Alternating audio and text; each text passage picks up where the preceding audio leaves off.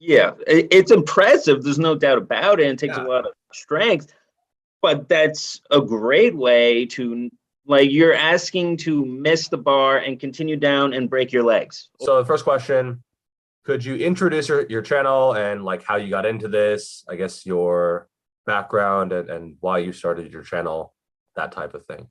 Yeah, so for those who don't know, my name is Joe. I'm the guy behind the Lifting Explained YouTube channel. So my formal background is in fitness. So I have a master's degree in exercise science. I have my certified strength and conditioning specialist from the NSCA, all that fun stuff. I am certified in the Olympic lifts from USAW, although I rarely ever coach those.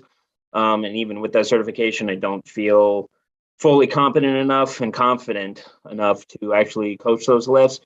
We can talk a little bit about those a little bit later if you want, but so that it is my formal actual background.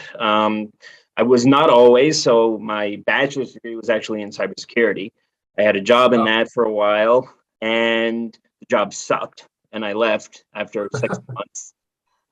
So, it's what a lot of people do. You find that out the hard way. It's sometimes you do it. So I ended up going back to school because at that time I had been lifting for quite a while. I loved it, and I figured, why not actually do something with this? So I looked into programs. Originally thought I was going to be like a physical therapist, and then like trying to get into physical therapy school was a whole other matter. So I said, forget this, and then found a degree in exercise science. Thought that looked really interesting. Went to an open house at the grad school where I ended up going to. Loved it, loved what they said. So I ended up going to actually school there. Got my master's, and then I actually started as a graduate assistant strength and conditioning coach while I was there. So I trained, women's softball, a little bit of track and field. Women's lacrosse, women's volleyball. So I got a really good exposure to a bunch of different sports on how that worked. And then after that, I actually had a couple of internships as a strength coach. So one at Ohio State and then one at Pitt. I ended up leaving the one at Pitt after just a month because I realized being a strength and conditioning coach was not the right path for me. So for those who are watching this who are thinking of being a strength coach, want to know it's a really tough job. You really have to actually love coaching. So it's not a matter of loving lifting. In fact, that's completely irrelevant as being a strength coach. It's a matter that you actually want to coach athletes, that you actually want to help them. So if you aren't sure about that, and the fact that you're not somebody who can wake up at 3:30 in the morning every day and then be there for 12, 13, 14 hours, all right, then being a strength conditioning coach may not be right for you. And I discovered that it really wasn't, because I didn't have a huge passion for the coaching. I'm more of a one-on-one type of person. So shortly after that, I went into the private sector, doing a lot of personal training. So I had all kinds of clients. So I had some athletes. There was at one point I had a 14-year-old hockey player who was looking to eventually become pro, all the way up to the 65-year-old retiree who had a beer gut and was looking to get rid of it, and then everything in between. So that gave me really good exposure. And then eventually I was watching a lot of YouTube, of course, and I thought it'd be kind of interesting to start a channel of my own, because there weren't that many that I liked all that much and didn't think was giving out the right information. There was a few at the time, but even back then I was starting to follow some that I really shouldn't have. But so I decided to start a channel of my own. And, I didn't fully know what I thought originally. I wanted to do just regular fitness advice like that. So like if you go onto my channel, the first 4 videos I gave are strictly like advice, going over the exact research of it. And it was almost like a copycat to what Jeff Nippert does in a way. And then I stopped after that because, like a typical person, I didn't see any growth from it. So I thought, oh, forget this. Yeah. So I quit for like 6 months after that. But then I decided, all right, I really need to actually do this. So I started posting up regularly after that, every week if I could, doing everything from like fitness news to a bunch of stuff. And it wasn't, that was around March, the beginning of March of this year, or no, I'm sorry, previous year. And then it was around July of that year, 2020, when I posted, I think, a review of one of Athlete X's, one of his programs, and that actually started to gain some traction. And then I realized, okay, people want to see the reviews, so that's how I got into that and became kind of known for that now. So if anybody who's seen my channel or haven't, I'm kind of like the fitness program review kind of guy. That's like my channel at the moment, but I'm actually starting to move out of that because, it's kind of run its course a little bit.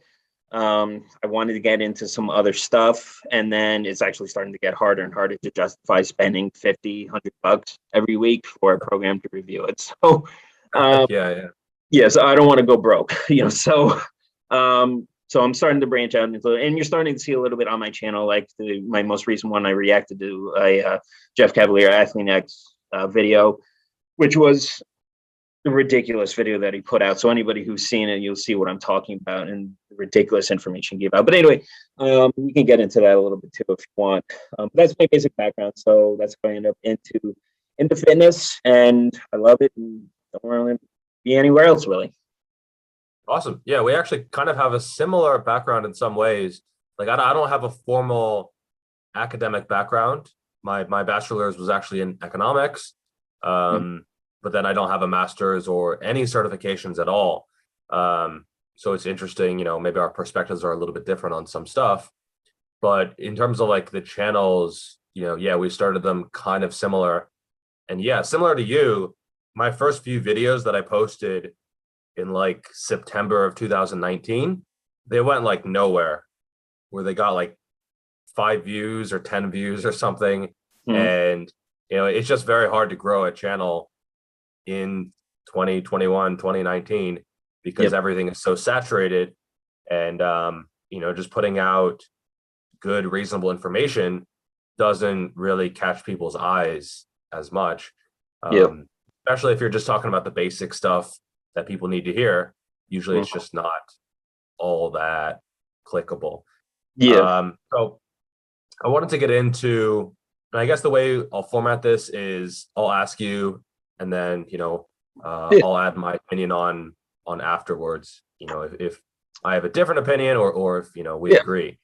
So yeah, I mean, I'd definitely rather this be like a conversation, actual like discussion and stuff like that, instead of like an interview. I think that would be a lot more beneficial to everybody. Yeah, absolutely. So how do you assess a hypertrophy or strength training program, and what do you look for? Because again, most of your videos are review. So sort of what is your process for assessing a program? I think that would really help people sort of give a behind the scenes view into, what you're actually looking for, and what makes a good program and what makes a not so good program.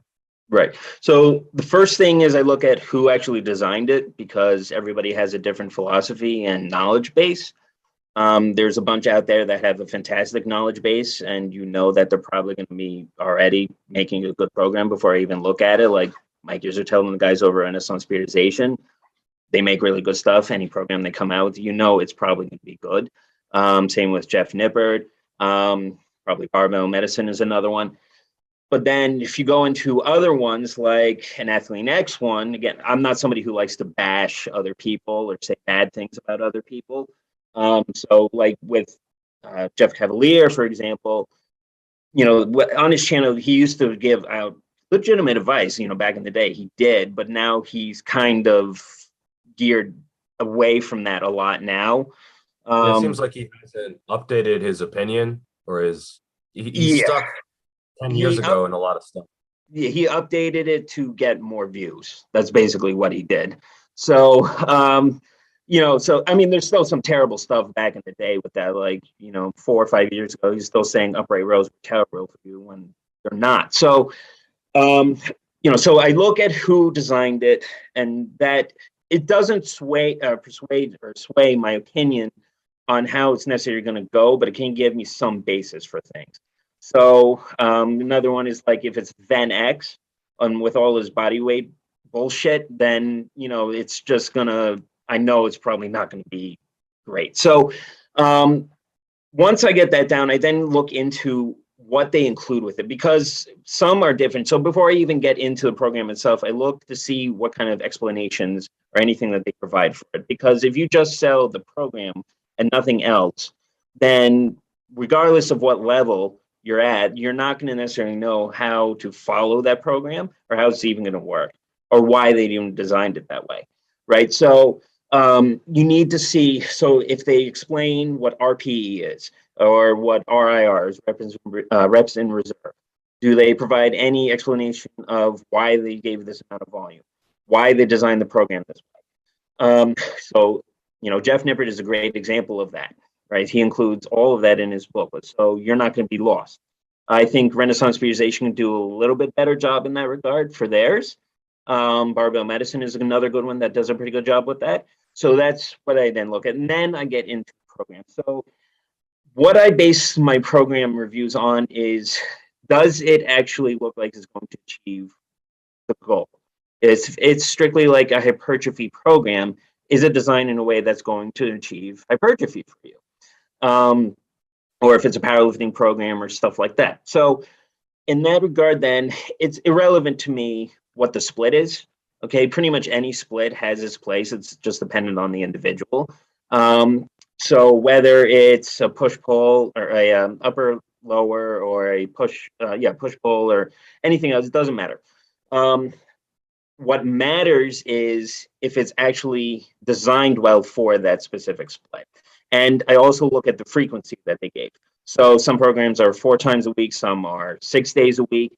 So did they design it and lay it out well enough for that frequency, right? So if it's, say, 6 days a week and they give you 12 exercises in each of those days, that's a poorly designed program right there, because that is going to be not only way too much, you're not going to get through it, right? So on the reverse side, if it's 6 days a week and they only give you 2 exercises on each of the days, that's not enough, right? So look at that. I think a lot of people, what they need to remember is that volume and exercise selection are probably the 2 most important things when it comes to program design. Everything else kind of falls into place and you can make necessary adjustments as you go along.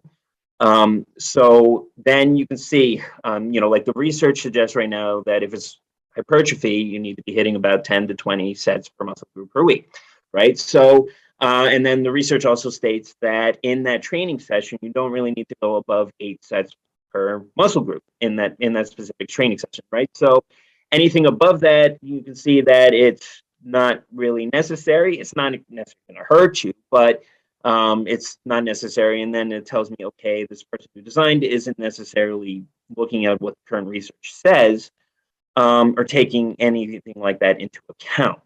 Not to say, again, that that's a bad thing. If they provide an explanation exactly why and it makes sense, then that's fine. Then I wouldn't necessarily like deduct a point away from that program or anything like that in my review. The other thing I definitely look at after volume is exercise selection. So does the exercises they selected make sense?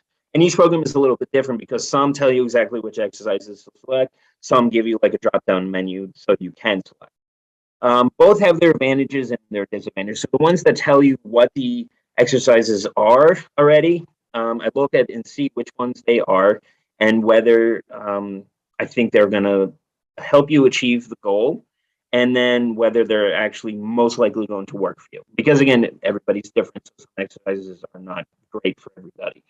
So for example, if you watched any of my reviews, a lot of times I will say if there's a pull-up in a program, I'm not a big fan of that. And I'd rather see a pull down. Now, my reason for that is because with pull-ups, what was that? Is it because it doesn't scale with people, or? It's because a couple of reasons. So the first is that in my experience, most people don't have the strength to do 15 to 20 reps at a consistent and good technique with. All right. For a pull-up to be actually good, you need that full range of motion, full extension, all the way up, all the way down. Right. So most people just aren't able to do that for 15 to 20 reps. Where you're going to get most of the stimulus out of this. So also, it's much harder to track and keep track of your progress and the progressive overload with pull-ups. So another better alternative to me is a pull down, because it will get, it won't, according to the research, it says it's not as good in terms of stimulus to a pull up. I'm not too convinced about that, honestly. And if you looked at the research, the difference isn't really that significant. Also, in a lot of the research, their sample size is really small, and they limited everybody to 5 reps, like some of those studies, which makes the data useless. So at that point, with pull-ups, you can keep progress. You can track your progress much easier. You can keep it much more consistent in your technique, and you can progressively overload much easier, because all you're doing is increasing the weight in the weight stack. So another great good alternative certainly would be the assisted pull-up, though. Like Mike Rizzatel, he's a champion of those. That would be a better choice, because that you can be more consistent in your technique, and you can progress in the weight as well, because you're involving the weight stack in that. So I look at examples of that, what exactly the exercises they pick for that. Another thing that a lot of people know me for is that I'm not a fan of the deadlift. I'd rather see you doing a trap bar deadlift. The reason for that is because, again, it's easier to progress with. It's easier to not screw up as much. And it's more in line with your center of mass. So unless you're actually competing in powerlifting, in my opinion, there's not much reason to actually deadlift, a conventional or sumo deadlift. Now, somebody might have a different opinion, and if you have your technique right for it, then by all means do a deadlift. That's fine, right? But for most people, I think that they're probably better off doing a trap bar deadlift, again, in my opinion. So I look at all those things, and then everything else kind of falls into place. Did they program in intensity? Well, so does it start at a logical point, and then does it progress as the weeks go by, logically? Does the volume increase, or does it just stay the same from week to week? Because progressive overload isn't just the increase in the load, it's also the increase in your volume. So meaning you should be increasing in the number of reps you're doing. You don't have to necessarily increase the sets, but you should be increasing in your reps as you go along. And then just kind of see where everything else lies in. So that's how I basically evaluate the overall program. Basically, does it make sense? Do I think that it's going to help you? Is it laid out in a logical manner? Exercise orders, another important one. So I know a popular thing now is pre-exhaustion. The data for that and the research isn't really there, at least not yet. So, but you'll have a lot of people, really smart people, who will say that it can help you. So, for example, I do adapt some of it. Like on my leg sessions, I will do hamstrings first before I do any quad work. And there's nothing wrong with that. And it makes sense. If you actually try it, it actually makes sense. So in that regard, that's fine.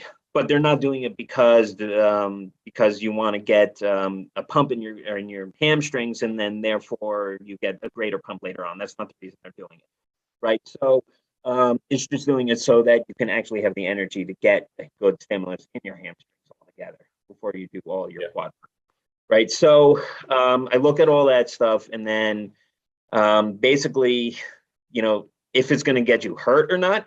So there's some programming that is pretty obvious that is going to get you hurt.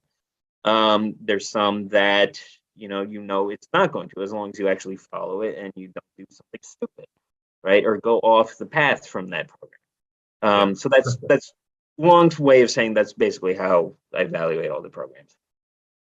Okay, wow, yeah, it's pretty similar to how I do things. I basically look for moderation in a lot of stuff. So if anything's really extreme in terms of like super low volume or super high volume, to me, that's a big red flag. If they're doing 50 sets in a workout or something, 12 different exercises, just boom, boom, boom, boom, boom, boom. If it's just overkill, that's going to be way worse than just a moderate program. I don't look at the split as much as I used to.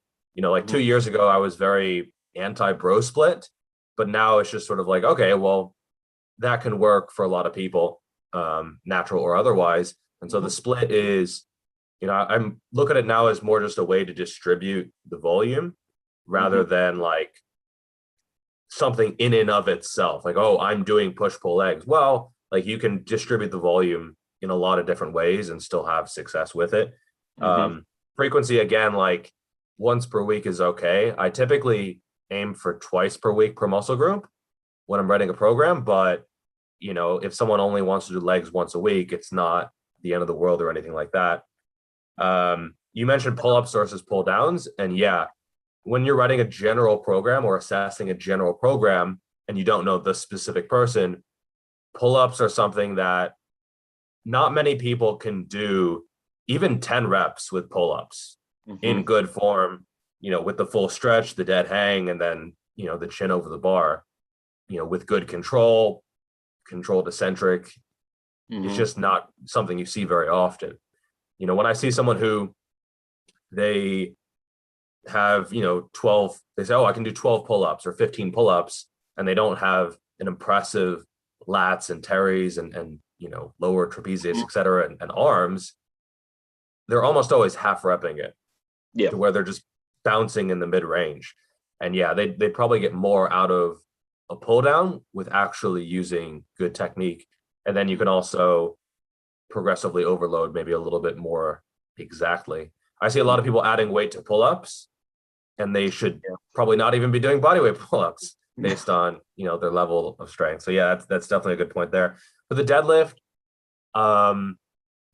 this is one area where I personally am biased because I love the deadlift, but you know, I'd be more likely to go for a trap bar deadlift or an RDL over just a conventional deadlift from the floor if the goal is hypertrophy, just because I do think that I'm not a huge fan of stimulus to fatigue ratio in terms of how it's applied, but just in terms of the theory of stimulus to fatigue, it's hard to argue against that. And it's also hard to say that the deadlift is good from that perspective. It is a lot of fatigue and it's a lot of stimulus as well. But in terms of any specific area, I'm not sure how much it's going to be developing, though, you know, the hamstrings or the glutes or the traps, the lats or the spinal erectors compared to something else. And I would say maybe the spinal erectors are the only muscle group that it would really shine for. But anything else is probably, you know, it's second tier to something else. And if you're very time limited, I think it would make a lot of sense just to chuck in a deadlift. You can target a bunch of stuff. It carries over to a lot of other stuff as well. But in and of itself, if you have the time, you might be better off swapping it for something else. And then pre-exhaustion, I know John Meadows is a big fan of that in his programs. And it's something that, you know, I'll often program hamstring curls before squats. It's a nice warm up, and usually hamstrings are less developed than quads anyway for most people. So it's sort of like the hamstrings are put after everything else. Like, oh, well, I guess I'll do something at the very end for hamstrings. And I think putting them first for a lot of people is a nice change of pace, and they can, you know, target that area where a lot of people hamstrings, it's a weak point. They might not realize it, but it's a weak point compared to their quad. So I think putting those first for a change is something that is very useful. And then, yeah, usually I'm just looking, is it reasonable? Is it well mapped out? Does it provide the guidance? Is it excessive? Is the exercise selection reasonable? Are the days, is the volume sprinkled in well throughout the week? You have a day where it's way more volume than something else. Generally, you want to have it pretty even throughout the week. You know, if you have 5 days, you don't want day 1 being way more stressful than day 4. Just because, I mean, it's pretty obvious you want them to be fairly even, not exactly, but within the same order of magnitude. And then, that's about it. It's not too complicated. Once you've assessed a few programs, you can tell pretty quick if something is good or not. I mean, there's a lot of bad programs out there, and usually it's an excessive volume, I would say. That's the main thing. Or like adding in a bunch of drop sets for no reason, where it's just going to be overkill, or where it's, you know, the exercise selection is sort of questionable. You know, they're adding in these gimmicky movements that aren't going to be any better for hypertrophy. I think you can gain muscle on a wide variety of movements, but there are some that are just clearly inferior to the tried and true basic movements. And so when I see those, that's more marketing than actually being useful. And so if you see it on social media, it's one thing, but when you see it in a program and it's like a kettlebell clean or something for hypertrophy, well, that's not gonna cut it. That kind of thing. So you mentioned upright rows. Are there any dangerous exercises? Are there any exercises that you would see in a plan and you would think, okay, well, that kind of ruins the plan? Yeah, there was in the ThenX program that I reviewed, a lot of those body weight ones where you had to what do you call those?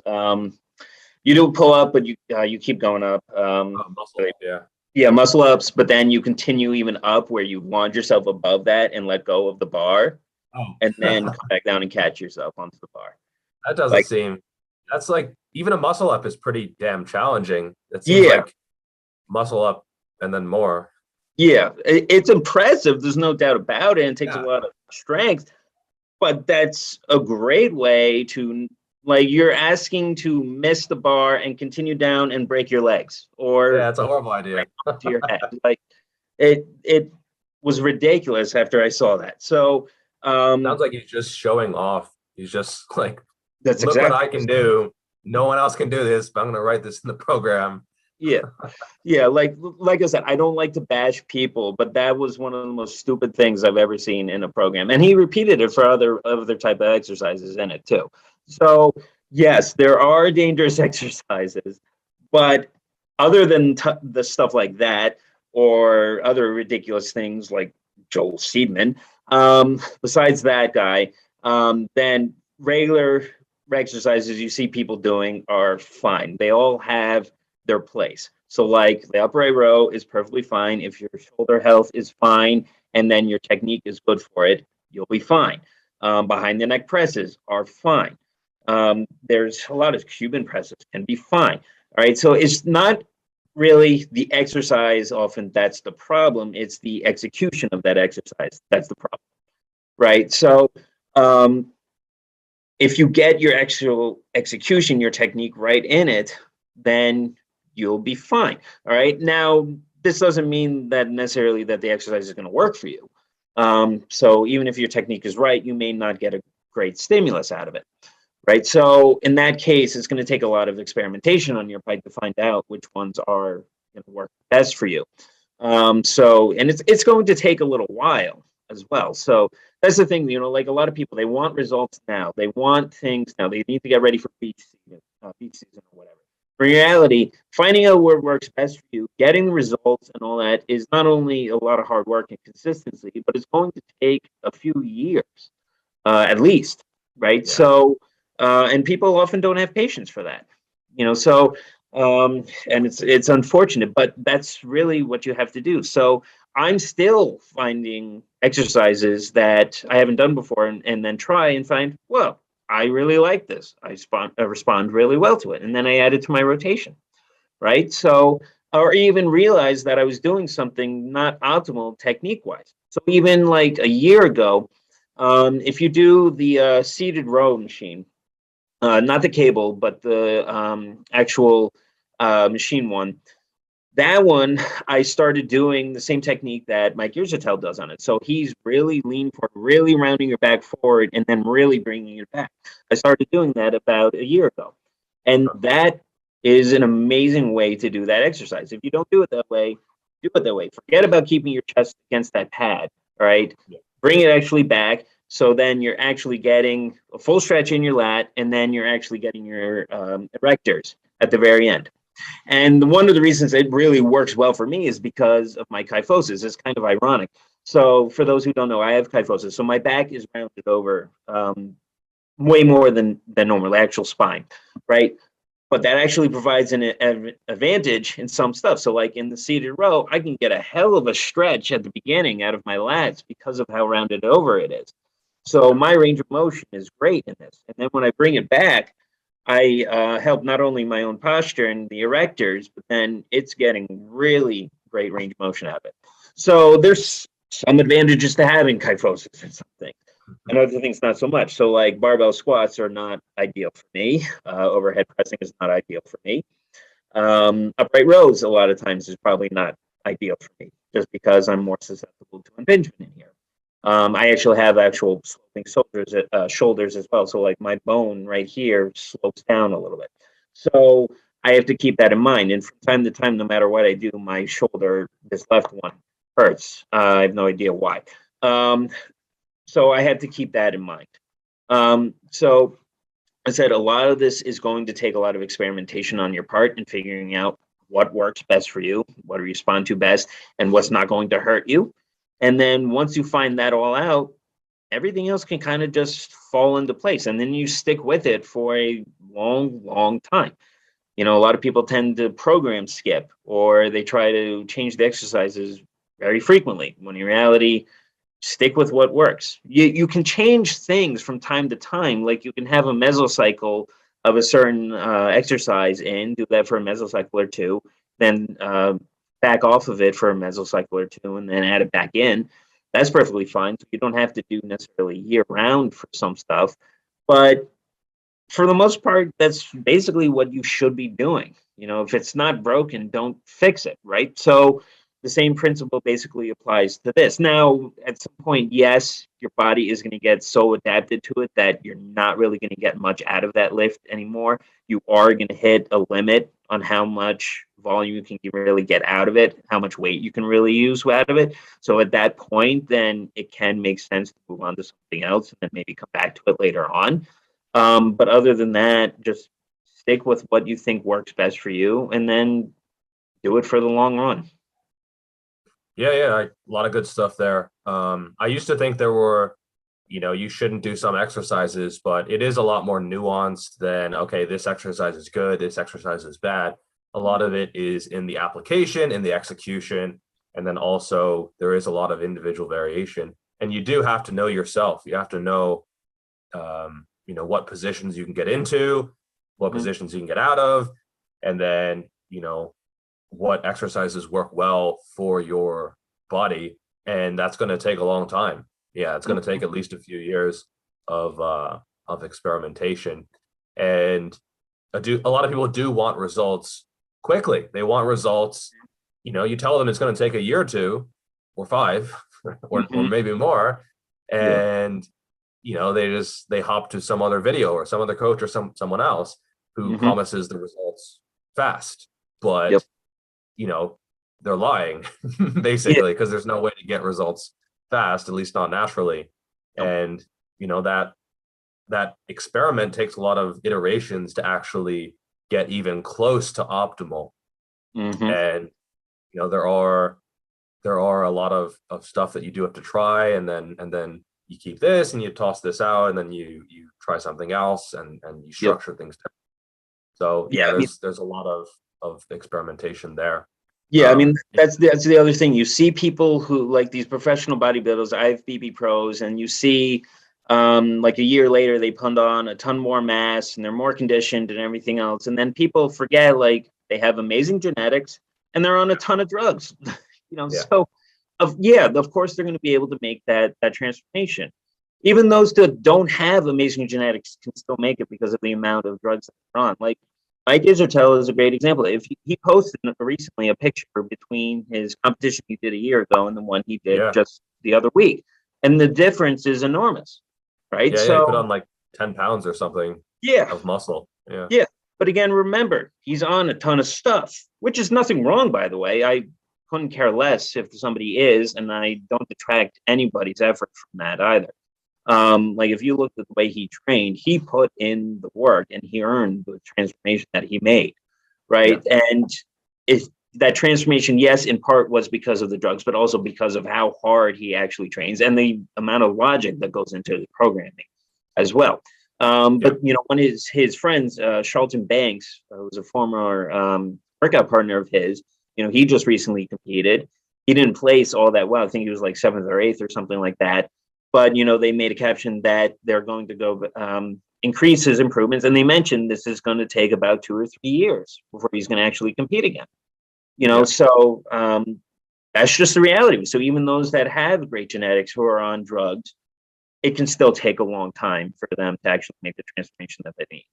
Right. The only, like I said, the only time you're really going to see a really rapid transformation is, again, those who are on genetics and drugs to a certain extent, or if they're a beginner, like they've never lifted before. So if you saw the difference between when they did 6 months later, that's going to be a huge difference. Right. So I think people's expectations when it comes to lifting is ridiculous. And social media is in part to blame for that. And then just the fact that a lot of people just are not willing to be patient and put in the actual work for this. You know, they're just, and their training sessions themselves are not that difficult. Most people actually don't train that hard. They just don't. Right. So if they actually put things down and actually felt what a true RIR of 0 was, then it would probably make them shit their pants first off, but also that it would make them realize I don't actually train that hard. Like they change so different. And then if they started incorporating all that stuff, then they would actually start seeing some real progress. Yeah, I absolutely agree. And Mike's made tremendous progress this year. And even like looking back at his previous shows, I mean, he's made amazing progress. And you know, it's nice to see him getting great results. And you mentioned, you know, the flexion rows hitting your spinal erectors. He has some of the freakiest spinal erectors I think I've ever seen. He was doing like a side chest or something, and half the comments were like, what the hell is coming out of your lower back? Because people have never seen lumbar erectors that develop before. So, you know, clearly his training is working in that regard. And I do think people have unrealistic expectations, and often it's wildly unrealistic to the point where, you know, I get their client questionnaires or something, and I'm just like, no, this is not gonna, like, you're 35% body fat and you want to look like a fitness model in 3 months or something. I'm just like, no, this is not. And they got this idea usually from social media, sometimes from mainstream fitness celebrity transformation bullshit. Men's Health puts out a lot of garbage, almost universally garbage, actually. And so people have this idea that, you know, you exercise and a few weeks later, like, boom, there you are, like you have the body. That's not the case at all. Fat loss is relatively fast, but muscle growth naturally, it takes a long time. It's just a very slow process, especially past that first 6 months to a year or so. So it's not going to be fast. And especially after 5 years, I mean, it's going to be even slower. And so, yeah, if you're going to stay natural, you got to sort of accept the fact that it's going to be a long journey and it's going to be relatively slow. And that's why you have to take measurements and you have to measure your progress, not just based on the scale and thinking maybe you gained a little bit of muscle, but you're not sure. You have to measure a lot of stuff to make sure that you're actually making progress. All right, next question. Wild card question. Come on, I mean, nobody wants a wild card, okay? It doesn't make any sense. We don't want a maniac in our group, but there's no benefit to it. And this is a question that you haven't been informed of in advance. Zombie apocalypse weapon. What weapon? Does it have to be a real weapon or can it be a made-up one? Be a made-up weapon within reason. Gotta have realistic expectations. That's a good question. Ridiculous question. That's all right. The sword from Halo, for sure. Oh, damn. There we go. Because it would never run out of energy, and then it would just kill them all in like one shot. Like I was gonna say machete, but that sounds like much superior option. Shit, looks like I'm dead. All right. Next question, sort of a two-parter. What is the worst plan you've ever seen and what made it bad? And then what is the best plan you've ever seen and what made it good? Although the second one, it's hard to sort of separate out like what's the best plan just because they have all separate goals. But like what is something that you saw in a plan that really stood out in your mind and you're like, wow, that was like a really nice way to set things up? So for the first one, the worst was definitely that Arnold blueprint to mass, the one that you reviewed as well. That was awful. For those who haven't seen it, Yeah. you don't have to pay for it. Just Google it and you can get it for free off of bodybuilding.com that tries to force you to pay for it. Yeah, just don't do the program. Yeah, just don't do it. You can look at it, just don't do it, Look please. at it. Yeah, so that was definitely the worst. Just not only exercise selection, but the volume they had for it was ridiculous. And then in some points, they put in you doing a particular exercise in a completely random place. Like they talked about a deadlift, but in the actual list of exercises, it wasn't actually there. So Yeah, I think they removed it and then like I think they modified the program halfway through or something. They're like someone said there was an original version that had the deadlift on a back day or something, and yeah, then they removed it, but then they didn't remove the other side of the sheet discussing the deadlift or something. So you're just looking at this. I mean, it's a free program, but still, yeah, you're looking at the program and you're like, deadlift? Why is it talking about the deadlift? Like, yeah. there's no deadlift today. Yeah. Yeah, that was by far the worst. It made no sense at all. Yeah. Uh, and the fact that Arnold's name was associated with it is just an embarrassment. So, Yeah, it was um, disappointing. yeah, so that was definitely the worst. And then the best, like you said, that is subjective. It really does depend on the individual, what their goals are, and how well they respond to something. So, like a Jeff Nippard program, most of those are very good programs. Most people should respond to them very well. Most of Renaissance periodizations programs are very good. People should respond to them well, but there's going to be some people who respond to one better than the other. Yeah. So, again, that's where that experimentation part of it comes in. And unfortunately, you can't get those programs for free. So, if you're willing to, you can buy both and then try both. Don't do it just once. Try it like 2 or 3 times to see if you actually respond to it or not. And then do the same for the other. And then whichever one you feel that you responded to better, stick with that one. So yeah, definitely. Those programs are very good. Barbell Medicines, their programs, I think, are very good. I don't fully agree with their beginner one. I know I did a review on it saying that was good, but I still don't think that's the best way for beginner to start in terms of with barbells, just because you're figuring out. Strength. Yeah, I mean, like you figure out how things actually work for you, and that includes how your body actually moves. And you can't do that with a barbell. So a much better alternative for me at the very beginning is just do a lot of body weight stuff, goblet squats. In this case, you can do pull-ups if you know your technique is right and try to make progress in that. Lunges, push-ups, a bunch of stuff like that. So even using a TRX strap or something like that for inverted rows or stuff like that will work wonders for you as a beginner. And that once you figure all that out, then you can transfer it over to dumbbells and barbells and stuff like that. So if you get your technique right down for the push-up and figure out where you feel the strongest in your push-up, that's the grip you use in your bench press and transfer it over to the barbell, right? You figure out the best way to squat in the goblet squat. You kind of transfer that over to your belt. Now it's going to be a little different because you have a barbell on your back and the center of mass, and the leverages are going to be a little bit different, but the basic principles will be there. You built up a little bit in your back from the pull-ups and inverted rows. So at this point, then you can start adding in the trap bar deadlift if you wanted to. You should have a good amount of strength and also stability to do that right.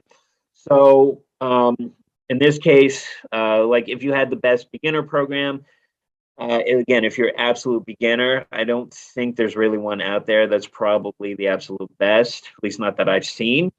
because again, for that, it's just going to take you doing things, and you're a lot less likely to get injured as a beginner, because you're not going to be doing heavy loads with anything, and even if you mess up on your technique for some things, it's not the biggest deal in the world. It's not until you progress into later time that things can go wrong.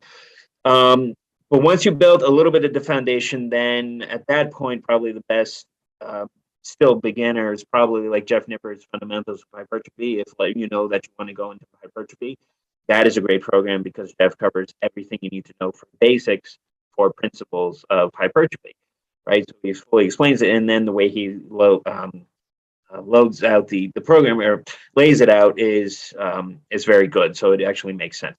And then at that point, you can progress into more advanced stuff. But yeah, definitely the worst is definitely the Arnold blueprint to mass. The best one, that's just highly dependent on the individual. The blueprint one was kind of almost humorously horrible, and I'm actually kind of curious about if Arnold signed off on that or if he knew about it, or I mean, he didn't write it. I can be pretty reasonably certain, but I'm sort of curious about what went on behind the scenes there. And so I would say the worst one though was actually Noel Deyzel's hypermass one. It was like it was so bad. It was just I haven't seen it. Yeah. It was volume on volume on volume, like drop sets on everything, supersets on everything. And I mean, it went on and on and on and on. Like you could have cut it in half and it still would have been too much, in my opinion. And it had like optional days where it's like, you can stay at home or you can do this day. And so it was like 5 days a week or 6 or 7. And it was a train wreck. It was just, I mean, there's a lot of Noel Deyzel fanboys out there. And I do think he is a good dude, but no one was defending this program in the comments. No one was like, I did it and I did well, or like, I think this would work. Everyone was just like, yeah, this is truly, truly horrifying. And so that definitely stands out as like the worst by far. There was a 3x30 on incline barbell bench press, which is already like kind of weird to do 3x30, but every 5th rep was a slow 5-second eccentric, and the total time per set, if you followed the tempo exactly, it was like 2 minutes and 40 seconds or 2 minutes and 50 seconds for each set that it would take, which that makes sense. I mean, that's a lot. That's a lot of. Have you ever seen anyone do a set and it takes 3 minutes of them just like, all right, here's another one, I'm lowering again. Yeah. Like the only thing that I've seen that is like what Mike Israels does with some people when they do a lot of Maya reps, but that makes a hell of a lot more sense. Right, exactly, because you're actually resting. Yeah, you're actually doing some actual resting in there. Yeah. It's not. So that was not set up very well at all. It's and maybe someone can get results on it if they're a complete beginner, but I would say it's definitely suboptimal. And again, like, did he do this program? Did he write this program? Where did this program come from? It was only like $10 or $15 from what I remember. So it wasn't like, a $200 ebook or something like that, but still, like, no one should do that program even if it was for free. That's how bad it was. And then as for the best program, programming is one of those things where a program can be good, but it's a lot less distinctive than if it's really bad. So there's nothing someone would write in a program that would have me go like, oh, wow, that is amazing. Like, that is truly incredible. It's like, that's good. Like, it gets the check mark. It's solid. But it's not as distinctive as like, this is horrible. So it's hard to have something where it really stands out in my mind as like a really good program or the best program. So Mhm. kind of a bullshit question on my part there. Sorry. No, I mean, I think you're right, because the good ones, they make sense and they're just doing what they're supposed to be doing. So yeah, Yeah. you're right. They're not going to stand out in any way, really. Like, yeah, I look at a program and think this makes sense. This is doing a good job, and then I kind of move on from that. It does. You're right. Like, It's not going to stand out in any way. Yeah. it's just like it's reasonable, it's moderate, nothing extreme. In either extreme where it's going to be memorable, that's where it's a bad program. So if it's super low volume or super high volume, well, that's where it's like, okay, in the extremes, it's going to be bad. Same thing for exercise selection, same thing for a lot of different variables. So yeah, usually it's kind of the best programs are somewhat not memorable because, Yeah. they're just good. They're just solid. They're just reasonable. All right, Mhm. next question. Is a plan needed for the gym at all? Like, why would you have a plan? Would someone expect the same results if they just went in and just did whatever they connected with, or just did whatever they felt like doing Yeah. that day? A plan is needed, yes. And the sole reason is because of progressive overload, and that's how you're going to get your actual results. And you can't make progressive overload with actually keeping track of that plan, right? So um, you're always, when you go in, you're trying to never change things drastically. You should be doing basically the same training sessions week to week to week, the same exercises week to week to week, right? So that is, in fact, a plan. You're supposed to be progressing on each of those days, each week. So trying to go up in either weight in each of those exercises, or if you're not able to, trying to increase the number of reps that you did from the previous week. It's not always going to necessarily happen, but if you can at least match and feel that it became at least slightly easier to get the same number of reps, then you're making progress. So yes, the yeah, you definitely do need a plan, the same way you need a plan for your diet, right? You're not going to be changing your diet up every week or even every day. You're basically going to be doing the same thing every day with your diet. You can do some variability, and it depends on what your goal is. Like, I don't think anybody should ever do an actual bodybuilder's diet unless they're competing in bodybuilding, because it makes no sense for you and you're going to be miserable and unhealthy. But having said that, there's nothing wrong with having a good basic diet to help you either gain weight or gain muscle, or to try and lose weight in general. So in that case, yeah, you need a plan for that. So if you go into the gym and you don't know what you're doing, or you don't remember what you did from the previous week, you're not going to make progress and you're not going to be helping yourself. Yeah, I completely agree. And a training log is also going to be really important. Like, that's part of the plan. If you have a fixed plan, like, Jeff Nippert's plan or whatever, that's sort of your training log because you can keep track of things in there. But, if not, if you're doing stuff yourself and you're coaching yourself, yeah, a training log is vital because, yeah, you do have to. Memory is very imperfect and sometimes selective. And I think you want something written down, set in stone, at least the exercises, the reps, the sets, the weight, maybe how you felt. It doesn't have to be super complicated, just something there in stone or on paper in Excel or in an app or somewhere that says, okay, at this time I did this. At this time I did this. And then you want ideally those to be going up over time. Because generally speaking, if you're not getting stronger, you're not going to be getting bigger. Like, those are going to be pretty well linked for an individual. And again, as muscle growth is slow, you need something to keep track of your progress. And that thing is going to be your strength in most cases. Yep. Not necessarily for 1 rep max, but 4 reps on a variety of exercises. And so, yeah, I would say a plan is definitely needed. And it's very rare to see someone get any kind of long-term success without a plan. It doesn't have to be something someone else wrote or you got on the internet, but you have to have some idea of what you're going to be doing when you go in the gym, right? Like, sometimes I do give myself flexibility in terms of some movements. So I might say, okay, well, I'm going to do my main compound movements. Maybe it's an upper day. And then at the end, I'll do, 3 sets of 8 to 12 on some curl variation. And that might be spider curl, might be preacher curl, might be a barbell curl, machine curl, dumbbell curl, whatever.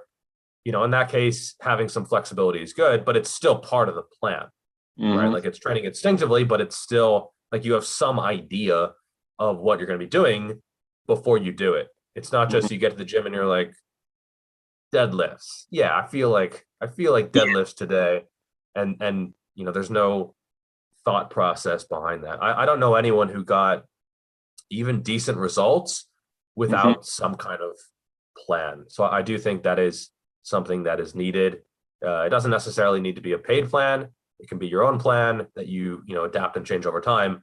But yeah, you need some type of plan. Yep. All right, next question. Another wild card. Having somebody making wild decisions that make no sense, that benefits nobody. Oh, yes. Right, yes. Is he listening to it? I can't tell. He's listening. He's not understanding. Favorite ice cream flavor? Cookie dough, by far. That Nice. is definitely my favorite one. Solid choice. Yeah, second place would probably be cookies and cream, but definitely cookie dough. Nice. Okay, I would say mint chocolate chip for me. I like But that one. Cookie dough is definitely up there. Our next question: have you had to deal with any negative consequences of reviewing a plan or reviewing a channel, or speaking your mind, or calling out misinformation on your channel? For anybody who hasn't seen my channel, go to my review I did on Kino Body, and you'll see the answer to that question. So just look at the comment section, and you'll see the answer to that. Yes, so many people have come back to me saying that, do you even lift? You don't know what you're talking about. This guy has a much better physique than you. Therefore, your points and everything are invalid. Like it's never to get to the point where I'm going to get sued or something like that. But I get comments all the time, people trying to invalidate me because I'm not huge and jacked like an IFBB pro. And even those guys sometimes get ridiculed and say, oh, you're not jacked enough. Like Mike Isertel has been ridiculed, and I've seen comments made saying like, oh, I'm more jacked than you. Like it was amazing, actually. So you can't win. There's no in between. It's either you don't look like you lift, or you're not jacked enough, right? There's never in between. There's no gray area when it comes to fitness. There isn't, unfortunately. But yes, I've definitely had, I wouldn't necessarily call these consequences per se, because I've gotten, at the beginning, I got not offended or anything, or hurt or anything like that. But, I'd be lying if I said it didn't bother me to some degree when I got comments like that. And it probably always will to some degree bother me a little bit. But I've become a lot better. Like you'll see earlier on, I would try to defend myself against all of them and everything. And the more I did that, the more I realized it's pointless. You're not going to change anybody's mind about it. Somebody who's that close-minded is never going to get better with that. Their mentality is just not going to change. And I'm perfectly fine. I'd rather honestly have a lower subscriber count of people who actually want to not only take my advice, but are actually open-minded and care about what I talk about, than those who are just there for other ridiculous reasons, or just there to make fun of me or something like that. Right. So yeah, like I get comments like that all the time. You get people saying, I did this program, it works wonders for me. It would be a program I said that wasn't designed well. Well, okay, yeah, obviously, because even if it's designed poorly, it's still going to work for somebody. Even that blueprint to mass is still going to make some progress for somebody, right? Yeah. So you get stuff like that all the time. I posted a video about how much protein to consume. The basic consensus is about 1 gram per pound of body weight. And of course, I get comments like, I'm 240 pounds. Do you really expect me to consume that much protein in a day? I was like, it's not that much. It's like, you can fit it in. It won't be easy, but you can definitely fit it in. And if you're somebody who's 240 pounds, is that actually lean 240 pounds? Or are you a little bit overweight. So in that Yeah. point, then yeah, you can back off a little bit in that protein amount. So like I said, there's no in between. There's no gray area, or there's no critical thinking in the fitness world anymore. There really isn't. And like social media, I think, has brought on that and made it much, much worse. Oh yeah, The for thing sure. that matters now is the way that you look. Forget about what you actually know. The only thing that matters is that you look like you're working really hard and you're doing these crazy exercises or something like that. And then therefore you're going to get the viewers, you're going to get the followers, and then nobody's going to listen to what you have to say. So Yeah, no, like it's amazing. no matter what, if you put yourself in the spotlight, you're going to get hate comments, no matter what. The more successful you become, the bigger you get, the more hate you're going to get.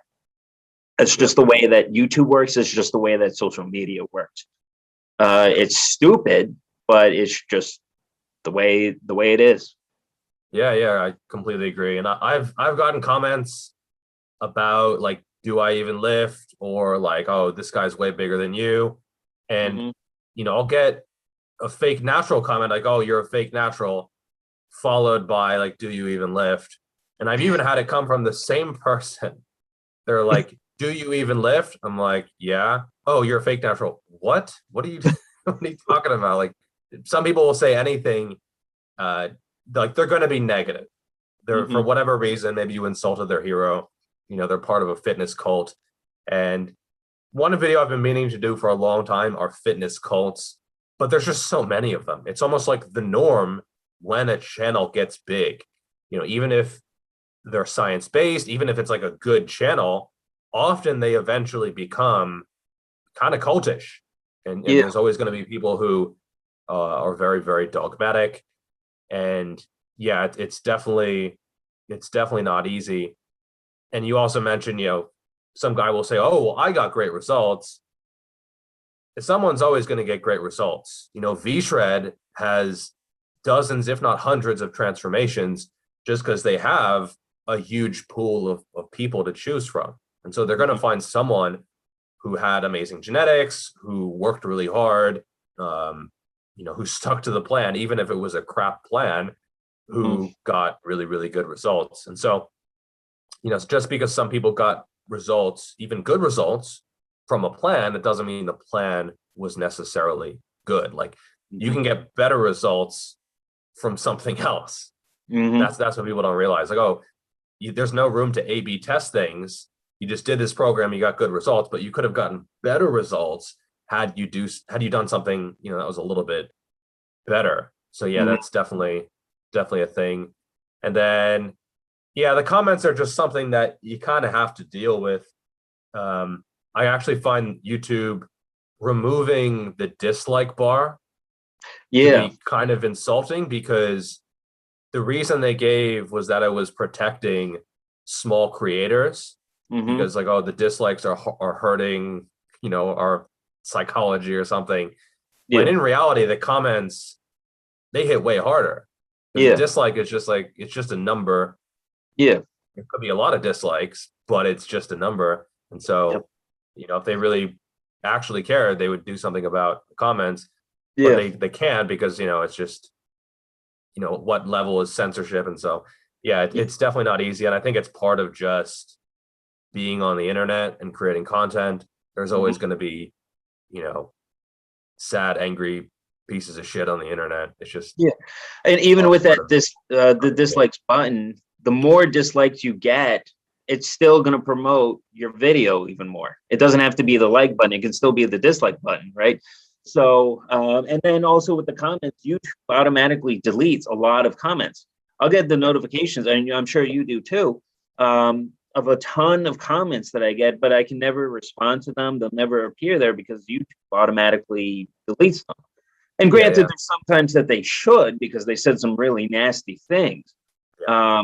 Or even I've seen some really racist things, people making comments and stuff like that. So, that I'm fine with, agree, but there's some stuff that YouTube should not automatically delete, and I would like to actually reply to, but you can't, so, and actually, I go through my filter every day or two, and I let all those comments through, stuff that YouTube has held.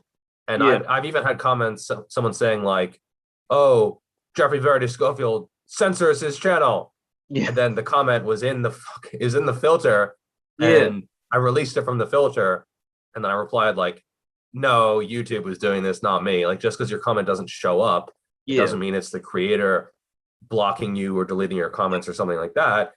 It's probably just YouTube, and it's probably because you said something dumb or aggressive or insulting, and they picked up on that because their algorithm has been trained to essentially censor assholes, which is maybe not the worst thing in the world, but people should realize what is actually happening. Yep. All right, next question. Have you changed your mind on anything fitness related in the past few years? Yes, but I'm drawing a blank on what that is. As more research comes out, there's definitely some things that I would change my mind on a little bit. It takes, for somebody like me, it takes a lot. It's not like one study came out and then all of a sudden my mind changed. Or one person said, like, Mike Gerson says this, and all of a sudden my mind has changed. I need a legitimate explanation of why and how that actually works before I change my mind on it. So, I used to be, back when I was first doing lifting and everything, I was more into powerlifting than anything else. So I would do the deadlift and I would do all that stuff. And I think it was fantastic and everybody should do it. But now my mind has changed that I think most people should be doing the trap bar deadlift instead. So yes, there definitely is some stuff. What else is there? I think another one is I used to think that, volume, you shouldn't necessarily have to go above 15 reps or anything. I used to think that. Now it's clear that you not only can, but you should for some stuff. Like there's some things that you should go up to 30 reps for, not for every single exercise. But like calf extensions, for example, is something that you definitely go up to 30 reps for because your calves really can't get enough volume. Stuff like that. Hamstring curls, you could definitely do higher volume and should. Leg extensions, you could definitely do higher volume or anything like that. It's really only compound movements that you shouldn't be going nuts with the volume. Anything else you can get higher up there. Another thing I think was ab circuits. I used to think ab circuits were great. I used to have a devoted ab day. Like when I first started lifting, I had one day and I devoted abs totally to it. Oh no. Now I don't even close to do that. There's some days I don't even do abs at all. Right. So I haven't done abs in years. Yeah. I haven't done I think that's a legitimate thing because people need to understand, yes, your abs are a muscle and needs to be stimulated like anything else, but they're going to get stimulated from everything else that you're doing. Like, so you lift, your abs are going to get stimulated. And if you don't believe me, think about your abs when you're on your training session. You're going to feel them getting contracted all the time. It could be during any point. You're doing squats, they're going to get contracted. Doing deadlifts, they're going to get contracted. You're doing a tricep push down on the cable machine, they're going to get contracted, and you feel them align, right? So you can get away without doing any ab exercise whatsoever and still make progress on your way your abs look, and getting them stronger. And what people should be concentrating on that isn't so much how they look, but just making them actually stronger, because then that's going to help your stability and help you to lift more, and then therefore you're going to get bigger and stronger and everything else. Like you could even make the case that your abs are like, it's called the core for a reason, that general area. There's a lot of debate on what the core really is, but that general region, there's a reason why it's considered that, because it's what holds everything else together, basically. Without that, you're not even going to be able to stand up and walk, right? So, so yeah, my opinion has definitely changed on that. My opinion has changed on diet a little bit. I used to think way back that a huge amount of protein was going to hurt you. There's no basis for that whatsoever. There's even research out there from Jose Antonio that proves literally the opposite, right? Yeah. So, used to think some basic stuff like that. Used to think that soy was absolutely harmful for you, when in reality it's probably not. It's perfectly fine. And soy protein is a very valid, perfectly good form of protein that's actually very, very close to quality and ability for protein synthesis as egg or whey. I wouldn't say completely there, but it's still really close. So, so it depends exactly what it is. But yeah, my opinion definitely has changed on some things. Yeah, it's good. That's good to hear. If you had said like nothing, yeah, to me that's usually a red flag, because you do see some guys who they don't have that ability to update their opinions, and I think it's something that it's very important. Like you look at BCAAs, I just did a video on that, and I mean 5 years ago, especially 10 years ago, I mean BCAAs were something that almost everyone was on board with, but now you see most people who are willing to update their opinion, they're like, okay, well, it's slowly shifted from, okay, maybe they're not that good, to, okay, maybe they're not doing much at all, assuming you have adequate protein. And, it's a big red flag for you see people who, they're still promoting it, they're still selling it. And, it's just a sign that they haven't gotten on board with the research, or they have, and they don't care, essentially. Yeah. Yeah, so, like a good example of this is if the NSCA, the National Strength and Conditioning Association, the organization I belong to, they hold conferences throughout the year. If you ever go to one like that, you're going to see these unbelievably smart strength coaches there taking notes in the audience from somebody who's giving them a lecture, right? Yeah. These are guys who are like strength coaches in the NFL. They know what they're doing, but they still learn every chance they can get. Like Buddy Morris, he's the head strength coach for the Arizona Cardinals. The guy's been doing this for over 40 years. All right. There's not too many strength coaches that are as knowledgeable or as experienced as he is.